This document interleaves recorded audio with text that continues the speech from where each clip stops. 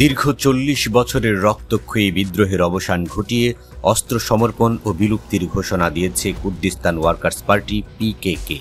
এর মাধ্যমে যেন কুর্দিস্তানের পাহাড়ে প্রতিধ্বনিত হওয়া গুলির শব্দ থেমে গেল।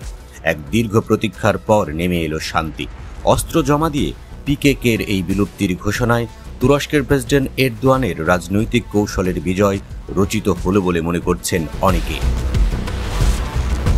একদিকে সামরিক অভিযান, অন্যদিকে এরদোয়ানের রাজনৈতিক চতুরতার দ্বিমুখী কৌশলে অস্তিত্ব টিকিয়ে রাখা হুমকির মুখে পড়ে পিকেকে। এছাড়া আন্তর্জাতিক মহল থেকেও কুর্দি বিদ্রোহীদের বিচ্ছিন্ন করে তাদের দুর্বল করে ফেলেন এরদোয়ান। তার এই কৌশলে শেষ পর্যন্ত হার মেনে নিতে বাধ্য হয় পিকেকে। পিকেকে এর এই আত্মসমর্পণের ঘোষণা যেন এরদোয়ানের দীর্ঘদিনের প্রচেষ্টার এক মধুর ফল।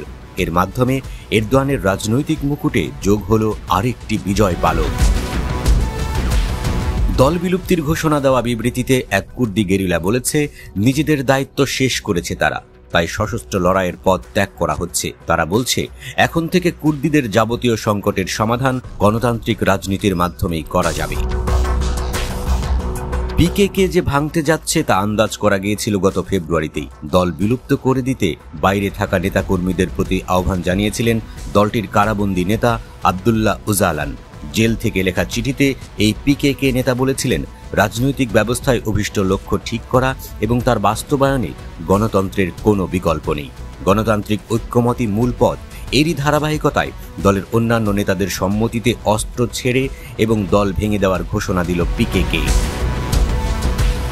এদিকে অস্ত্র ছেড়ে তুরস্কের সরকারের সঙ্গে সমঝোতা করায় পিকেকের কোন দাবি মেনে নেওয়া হবে তা জানা যায়নি। তবে এ সিদ্ধান্তের পথ ধরে জামিনে ছাড়া পেতে পারেন জেলে বন্দী থাকা ওজালান।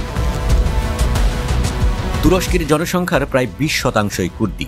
তাদের জন্য একটি স্বতন্ত্র দেশ প্রতিষ্ঠার লক্ষ্যে সশস্ত্র বিদ্রোহ শুরু করেছিল পিকেকে। পরে এই দাবি থেকে সরে এসে কুর্দি অঞ্চলগুলোর স্বায়ত্তশাসন এবং কুর্দিদের অধিকার রক্ষায় বেশি মনোযোগ দেওয়া শুরু করে দলটি। তাদের বিদ্রোহ শুরুর পর থেকে এ পর্যন্ত নিহত হয়েছে ৪০,০০০-এর বেশি মানুষ। সে কারণে পিকেকে সন্ত্রাসী গোষ্ঠী হিসেবে দেখে তুরস্ক, ইউরোপীয় ইউনিয়ন, যুক্তরাজ্য এবং যুক্তরাষ্ট্র। সাম্প্রতিক বছরগুলিতে তুর্কি সেনাদের অভিযানে কোণঠাসা হয়ে পড়ে পিকেকে, তাই অস্ত্র গুটিয়ে সরকারের সঙ্গে সমঝোতার পথ বেছে নেয় দলটি। এদিকে পিকেকের নিজেদের বিলুপ্ত করে দেওয়ার ঘোষণাকে স্বাগত জানিয়েছে এরদোয়ানের একে পার্টি। পিকেকে এর বিলুপ্তির ঘোষণা তুরস্কের প্রেসিডেন্ট এরদোয়ানের একটি কৌশলগত বিজয় হিসেবে ধরাই যায়, কেননা এই শান্তি প্রতিষ্ঠার মাধ্যমে পরবর্তী প্রেসিডেন্ট নির্বাচনে কুর্দিপন্থী রাজনৈতিক দলগুলোর ব্যাপক জনসমর্থন পাবেন তিনি।